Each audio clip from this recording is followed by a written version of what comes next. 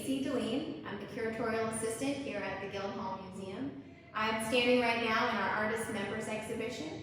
I'm going to take us on a little tour through the exhibition and talk about some of my favorite works of the show, why I feel that they are really successful works of art, and what drew me to those pieces. This year we had 420 participants in the show. It's very exciting, and everyone did an amazing job. Christina Strassfield curates the show every year, and she does it in very short amount of time. And it's extremely impressive how she takes the 420 works of art, makes sense of them, makes it look so beautiful as you walk around visually. Particularly this opening wall as you come into our Moran Gallery is an incredible example of her curatorial skills. The colors, different mediums of the works, they all fit so wonderfully together. The angle you're viewing, the swimmer here at the top, you're looking up at her, is impeccably done.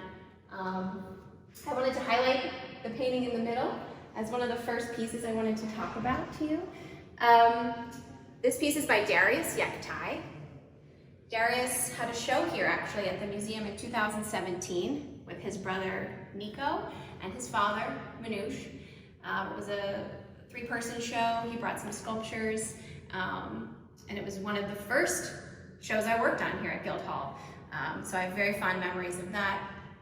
This painting, most of his work, all of his work is incredible, but this painting in particular I find extremely beautiful and successful. He's a sculptor and painter, or you could call him a painter-sculptor. Good luck trying to define what he does. The process here is an underpainting on canvas, you can see, and then he puts a coat, a very thick coat of resin on top of that painting, and then paints again on top of that. The relief in the paint is obviously extremely deep, extremely high, and I find that so exciting. I'm a big fan of paint.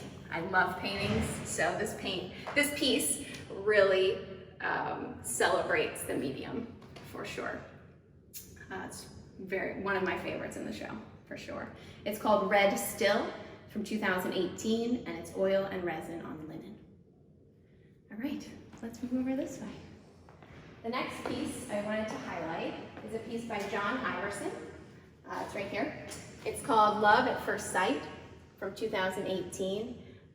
The medium says paper, but as I look closely, I can see that it's made of cardboard and possibly paint or gesso. In contrast to Darius's, this is a much more minimal piece. Love at First Sight, the title really takes my mind places when looking at an abstract piece. Oftentimes the title gives you some clues as to what's happening. It seems that the white paint was printed on the surface to me. I recently had a new nephew born in the past week. My sister-in-law Jess Dalene and her husband Dave Weber had a baby. And when I hear of Love at First Sight, I can't help but think about having a child. I have two of my own, and that moment when you first get to meet them when they're born. And again, as I look at this abstract piece, I start to see a figure, a head, possibly two heads, possibly a mother or father embracing a small child. There's sort of this circular element here, sort of attached to this sort of smaller figure, possibly. Again, this is me projecting onto this abstract piece, and then a long element here makes me think of an embryo, an umbilical cord, an embrace between a parent and a child. So for me, personally, this is a very relevant piece for those reasons.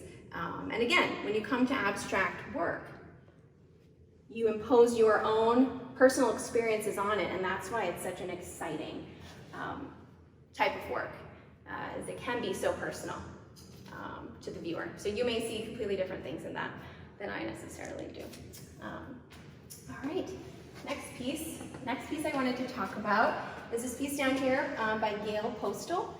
It's called Krista, done in 2018, graphite and oil paint. She's put work in the show almost every year, and I'm always a big fan of her work. This one in particular drew me in.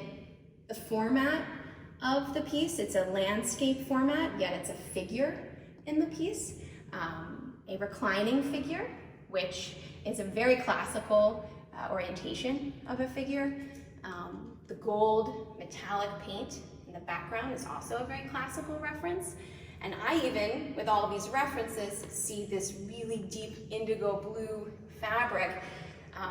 Oftentimes in history, really rich pigments and dyes were used for the elite, for the royals, for religious garments. So again, I'm seeing this very sort of hierarchical use of materials, very like celebrating this figure. And then the figure itself is portrayed in graphite, black and white. Tons of detail, really beautifully handled. Black and white for me makes me think of an old photo, and that's very nostalgic. So I can't help but think that the artist is very fond of this person and really did a phenomenal job expressing that through the work. It's a great piece. All right, next. Over here. I want to talk about this piece next. This is a small piece by Claire Watson. It's called Emboss. It's also 2018. It's made of leather, canvas, thread, lentils, cardboard, and gesso. The materials in themselves are very intriguing. I had the privilege of seeing the back of this piece during installation. It is a quilted, I guess you could say, in a way. The leather is sewn into the canvas. And that texture of leather, black leather next to a white gessoed canvas is an amazing contrast. As you read, and the technique to do that is incredible. She's very skilled, obviously. And then as you read the medium, the incorporation of lentils, again, I'm not 100% sure where that happens. I did not get to speak to the artist about the piece, but the small indentation, the embossment in the center of that black leather shape leads me to believe maybe she's referencing that there are lentils actually underneath the surface.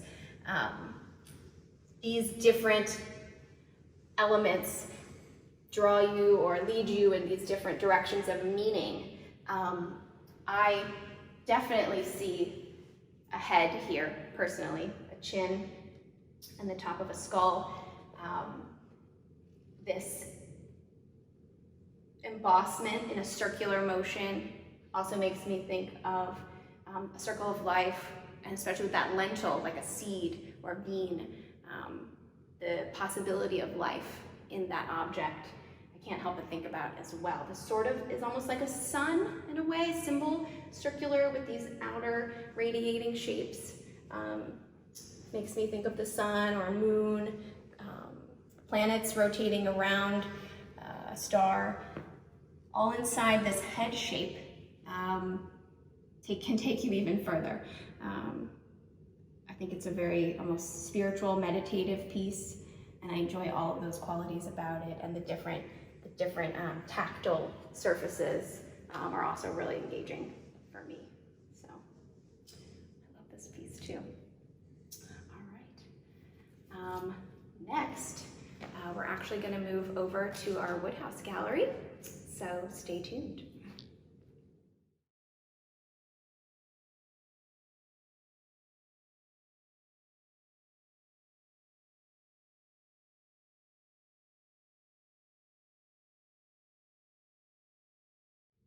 Hey guys, I'm over in the Woodhouse gallery now. I wanted to point out a few pieces in here that I'm really excited about and very happy to have in the show.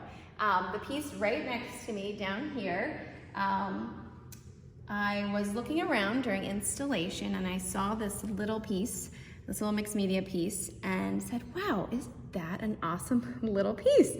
And I looked closer at the label and realized it was Samantha Young's piece. Sam is part of our marketing team here at Guildhall. She does our public relations and much, much more. This is her little mixed media piece. It's called Uncertain. It's from 2018, plywood with acrylic paint. So what I think is going on here, again, I didn't ask any of the artists what they did because I just kind of wanted to come at it with a blank slate. It looks like a photographic transfer. I see the shape of a boat. The transfer is uneven, and you can really see the hand of the artist. You can see the process that took place to get that image onto the piece of wood. I love that in photography. Photography is a beautiful medium, but for me personally, when it has that hand and that process beyond just printing a digital photograph perfectly on a piece of paper, I love seeing yet another level of process as well. So this, for me, is really exciting. Then, after she transferred the image, it looks like she then applied a yellow paint around the edges. This is a really fun color. I enjoy that choice a lot. And again, she sort of came into the photograph with the paint in a really interesting way that I think works really well. This little piece just really sparked my attention and made me really happy. And I love that it's Sam's. I had no idea. And yeah, that's great. All right, let's talk about another one. Okay, next two pieces, both are a bit more impressionistic, expressionistic paintings, very similar. So this painting is really well done. This is by James Graham. It's called Dirt Lot from 2018, an oil on canvas. I immediately was drawn to this piece because I have surfed at this location. I will not reveal the location because that would be completely against my surf ethics. So for me, it brings up a lot of nostalgia and a lot of really, really fond memories. But beyond that, it is a very successful painting. And when I look at paintings, I look at, first, I guess, mostly the color. I like to see zero colors right out of the tube. For me, that is extraordinary when an artist takes the time to really mix interesting new colors that you may have never seen before, and very unique. And then the cars here are so well portrayed in the very economical number of brush strokes that were used. You're getting the perspective of the parking lot, you're getting the scale of the figures, the surfboards, little pops of color. And another thing I love to look at in paintings and with color is that some of these cars or vans read to me as a white car. Like this car might be white, this van may also be white, and yet there's barely any white paint actually used to portray those cars. A car is a reflective surface. A white car is going to be the colors of its surroundings. And I think an artist, a painter who is aware of that and using colors, incorporating the colors of the surroundings on an object is a very smart painter. And again, the landscape that you're getting here is really just the parking lot, and the ocean down here is only, I don't know, maybe a quarter of the actual composition. So I believe what this painting is also really about is the sky. This is a beautiful sky. It doesn't look stormy to me. I see a lot of beautiful blues along with some clouds. However, the sun is reflecting off these beautiful clouds, and these yellow, warm colors up here is just gorgeous. Definitely seen a sky like this. It makes me think of a lot of the beautiful, beautiful skies that we get out here on any given day, especially when there's waves. There tends to have been a storm brewing and coming and then leaving, so the ocean churns up that swell. So again, you may think of a storm just breaking and leaving, opening up and leaving waves, and the surfers getting out there to capitalize on that situation. So this painting obviously makes me very happy, and I really enjoy it. All right, one more over here.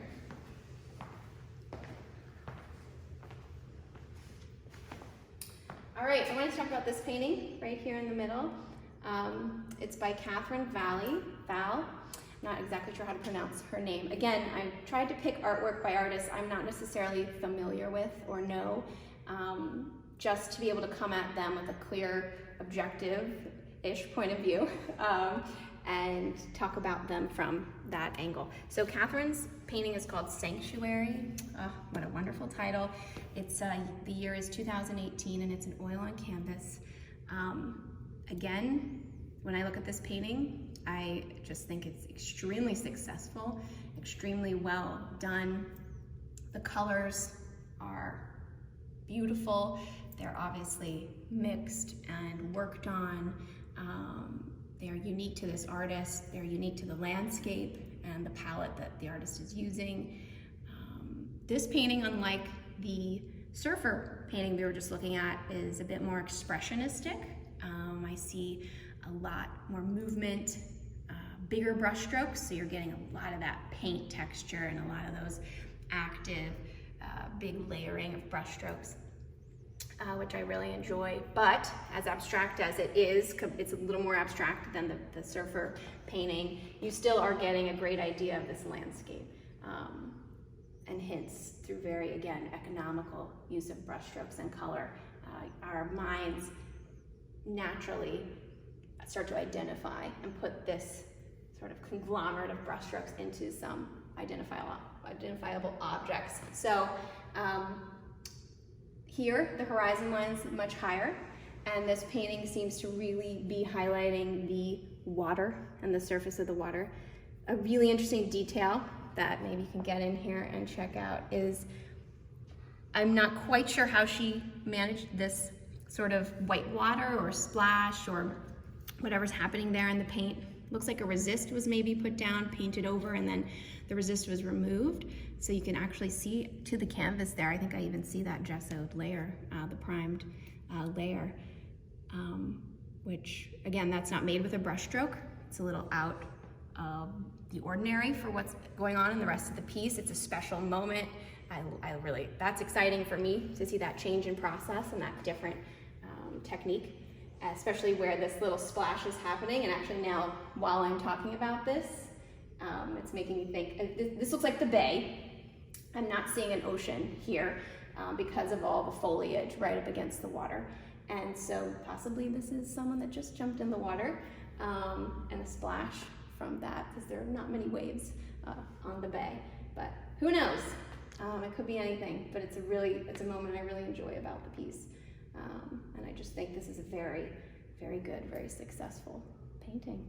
So thank you guys for joining me on this tour of the Artist Members Exhibition. I wish I could talk about all the pieces, I really do, but I had to pick just a couple, and I really appreciate you watching this video. If you have any questions, let us know, and tune in. We're going to be doing a lot of virtual tours and things to be available online to you guys. Thanks so much. Again, it's Casey at Guildhall Museum.